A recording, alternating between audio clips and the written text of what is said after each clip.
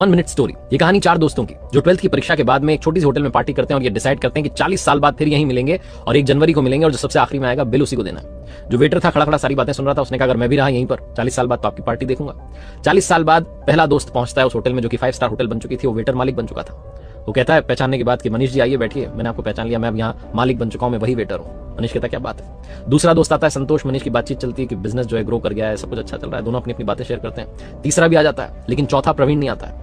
वो जो सेठ है वो आकर के कहता है कि आप भोजन शुरू कीजिए, ऑर्डर कीजिए मेन्यू में से। प्रवीण सर ने कहा आप मंगवा लीजिए, वो आ ही रहे हैं। डिनर शुरू कर देते हैं, डिनर कर भी लेते हैं। बिल देने की बारी आती है तो इन्हें लगता है चलो हम ही पे कर देते हैं। वो सेठ जो था भूला हुआ आकर के कहता है कि आपका पेमेंट हो चुका है, प्रवीण सर ने कर दिया। भारी मन से उठ करके जाने लगे कि चौथे दोस्त से मिलना नहीं हुआ। तभी एक सरकारी गाड़ी आती है, एक बंदा उसमें से उतरता है और लड़का आकर के तीनों को प्रणाम करके कहता है नमस्ते अंकल, मेरे पिताजी टीचर बन गए थे, मुझे कलेक्टर बनने के काबिल कर दिया और वो 1 महीने पहले ये दुनिया छोड़कर चले गए। उन्होंने मुझसे कहा था कि जब वो तीनों पार्टी खत्म कर दें उसके बाद जाना और पेमेंट वगैरह कर देना। पिताजी अब इस दुनिया में नहीं है। ये तीनों रियलाइज करते हैं कि 40 साल बाद क्यों मिले, 40 दिन बाद ही मिल लेते हैं। अपनों से मिलते रहिए इससे पहले कि कोई आपका अपना आपको छोड़ के चला जाए, क्योंकि आदमी पानी का बुलबुला